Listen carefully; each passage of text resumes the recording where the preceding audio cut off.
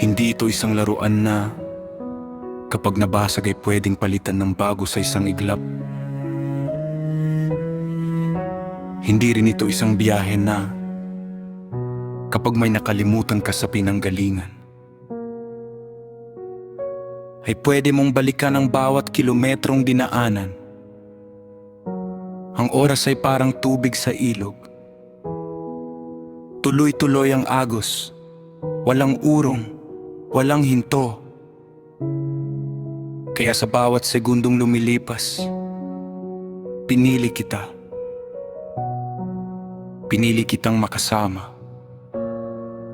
Hindi lang sa tuwa, kundi sa habang buhay na pagsasama.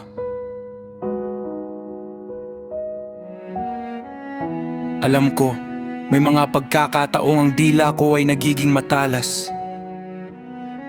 May mga desisyon akong lihis at ang mga hakbang ko'y nawawala sa landas.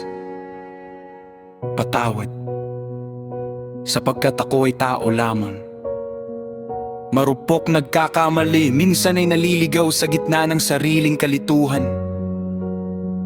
Subalit sana, sa gitna ng aking mga pagkukulang, ay makita mo ang aking pagsisikap na itama ang bawat maling nalaanan.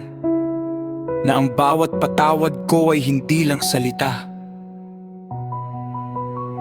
kundi gawa. Isang pagsasaayos sa nasirang tiwala, isang pagbuo sa nagkabitak-bitak na saya. Nagagalit ako, oo, pero ang galit na ito, hindi ito yung may bahid ng muhiyo poot. Hindi ito galit na nagnanais na ikaw ay saktan o ilubog sa lungkot. Ito ay galit na may kasamang pagmamahal. Galit dahil ayaw kong makita kang nasasaktan. Galit dahil natatakot akong mapahamak ka sa maling daan.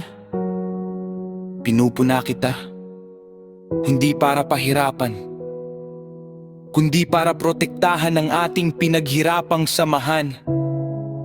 Ginagawa ko ang lahat ng aking makakaya. Ibinibigay ang tama, ibinibigay ang kaya, at kung minsan, pati ang hindi na kaya. Dahil ang pag-ibig para sa akin ay hindi lang isang pakiramdam. Ito ay isang desisyon, isang paninindigan, na kahit mahirap ang bukas, kahit malubak ang daan, ikaw at ikaw pa rin ang pipiliin kong paglingkuran. Matulog ka ng mahimbing, sinta, dahil ang bukas ay isa na namang pagkakataon upang ipakita sa iyo na ang pag-ibig ko ay hindi lang isang kahapon, kundi isang pangako na patuloy na bumabangon.